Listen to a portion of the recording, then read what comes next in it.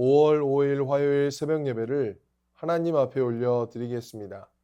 오늘 우리에게 주신 하나님의 말씀은 창세기 35장 23절에서 29절까지 말씀입니다.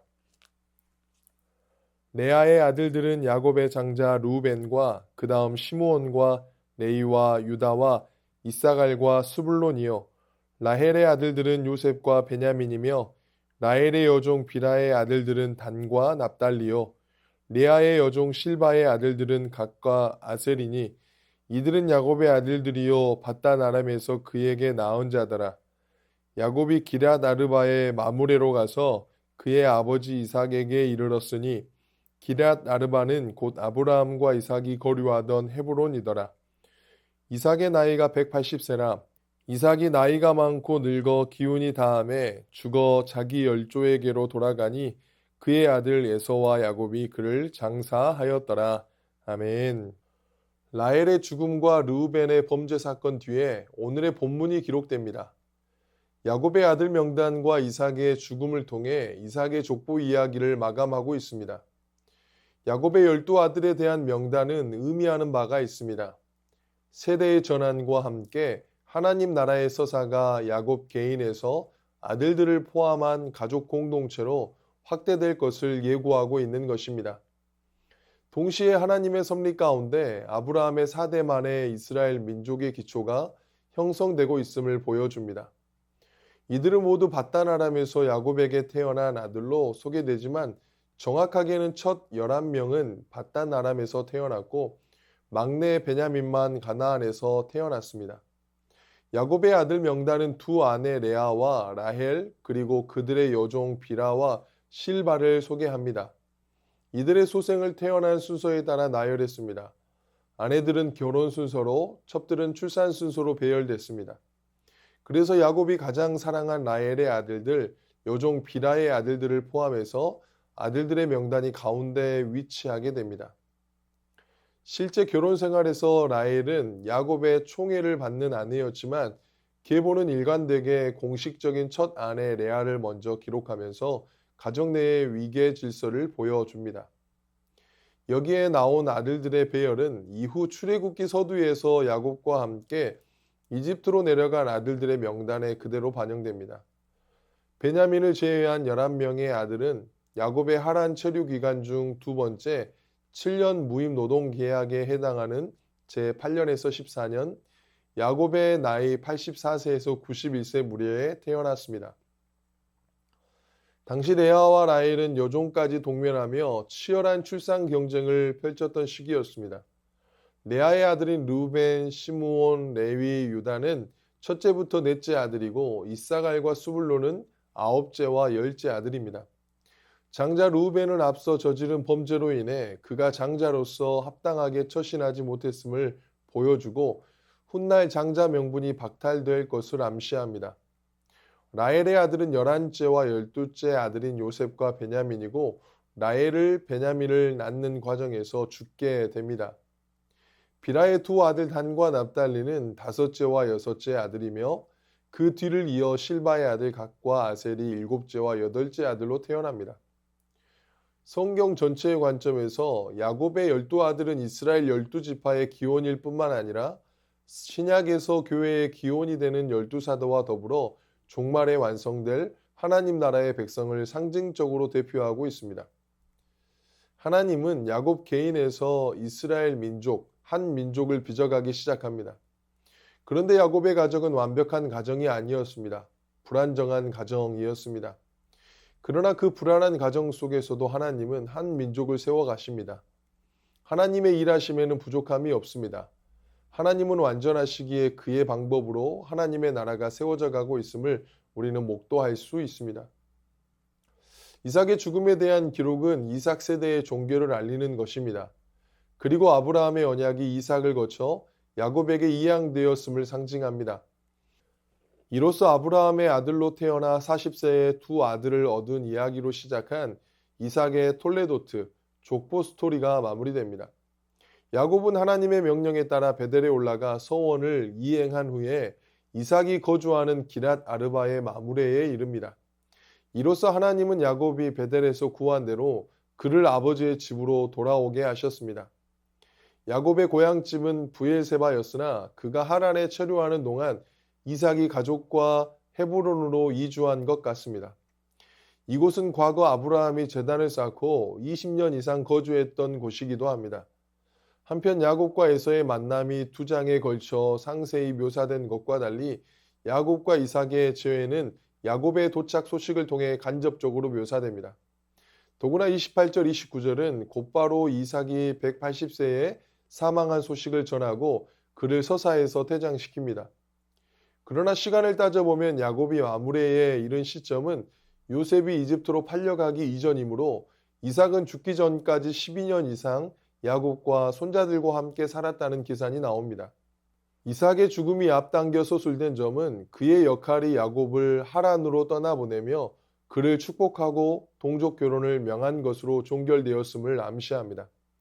또한 리브가가 언급되지 않은 것은 그녀의 사망 가능성을 보여줍니다. 리브가는 하나님의 약속을 신뢰하기보다 자신의 계략을 써서 야곱이 에서의 축복을 가로채도록 주도했습니다. 그 결과 리브가는 야곱과 생이별하게 됩니다. 야곱을 떠나보내며 리브가는 며칠 후 그를 다시 불러오겠다고 했지만 그때가 아들과의 마지막 만남이 되었습니다. 29절의 이삭의 죽음과 장사는 아브라함의 경우와 유사하게 서술되는데 그가 아브라함의 합법적인 후계자이자 언약의 상속자임을 나타냅니다. 이삭은 늙고 연수가 충만하여 180세의 조상들과 합류합니다. 하나님이 아브라함에게 약속한 장수와 평안의 축복이 이삭에게도 성취됐음을 보여줍니다. 이삭과 이스라엘이 아브라함을 막벨라굴에 장사했듯이 에서와 야곱이 이삭을 같은 곳에 장사합니다. 부친의 죽음 앞에서 두 형제의 관계가 잠정적이든 지속적이든 회복된 상태임을 암시합니다. 이삭의 죽음은 한 시대가 닫히는 사건입니다. 장지 헤브론은 아브라함의 장지이기도 하면서 약속이 뿌리내린 땅이기도 합니다. 그곳에 야곱이 돌아옵니다. 도망자가 아니라 계승자로. 이삭 생전에 야곱은 아들이었지만 이제는 12지파의 아버지입니다. 죽음은 약속 단절이 아니라 전달입니다. 에서도 복을 받아 민족을 이루지만 약속은 야곱을 통해 흐릅니다. 하나님은 인물에 주목하여 당신의 역사를 이어가는 것 같지만 인물보다 길을 더 조명하는 것을 알 수 있습니다. 형제 이야기는 같은 조건에 놓인 그들에게서 방향을 보게 합니다. 방향 선택을 통해 어떻게 인생이 달라져 가는지를 아브라함도 이삭도 야곱도 인생이 불안정하였지만 하나님의 은혜로 믿음의 조상의 대를 이어갑니다. 우리 인생도 하나님의 은혜로 이어져 가는 것입니다. 하나님께서 내시는 길, 그 방향을 붙잡고 믿음의 길을 가시는 모든 성도님들이 되시기를 축복합니다. 주신 말씀 의지하여 함께 기도하겠습니다. 우리의 불완전한 속에서 완전한 역사를 이루시는 하나님을 신뢰하게 하옵소서. 눈앞의 복보다 약속의 방향을 선택하며 믿음의 대를 잇는 계승자가 되게 하옵소서. 말씀 의지하여 함께 기도하겠습니다.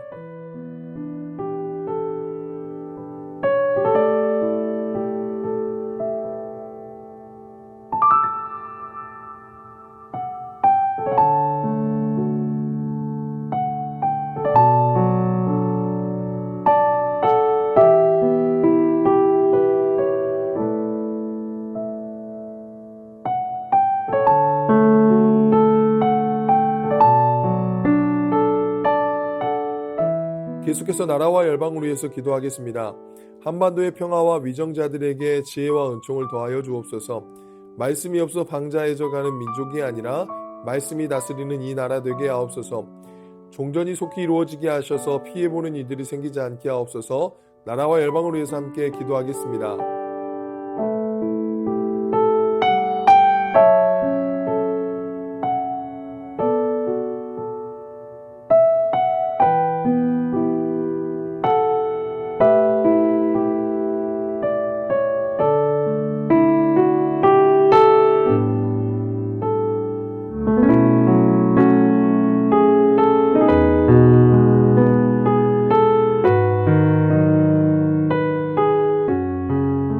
계속해서 교회를 위해서 기도하겠습니다. 모든 것이 하나님의 선물인 줄 알고 감사하며 사는 교회 되게 하옵소서. 행복한 파티를 통하여 다음 세대에게 복음이 흘러가게 하시고 5월 온가족 축제를 통하여 신앙을 쉬고 있는 가족들과 주님을 알지 못하는 분들이 주를 만나는 은혜의 시간 되게 하옵소서. 담임 목사님 성령의 충만함을 더하여 주시옵고 영육간에 강건하게 지켜 주옵소서. 교회를 위해서 기도하겠습니다.